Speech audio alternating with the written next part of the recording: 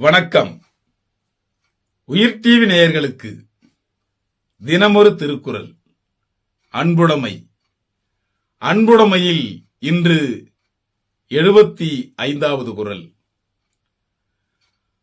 அன்புற்று அமர்ந்த வழக்கென்ப வையகத்து இன்புற்றார் எய்துஞ்சிறப்பு.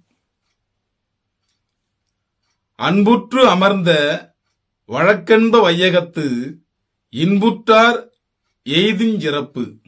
இதன் பொருள், இவ்வுலகில் இன்பமாக வாழ்பவனின் சிறப்புக்கு காரணம் அவர் அன்புடையவராக வாழ்ந்ததின் பயன்தான்.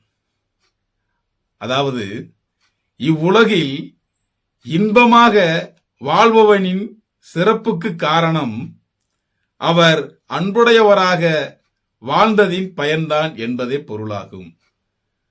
உயிர் டிவி நேயர்களுக்காக தினமொரு திருக்குறள் வழங்கியவர் நான் உங்கள் வா பார்த்திபன்.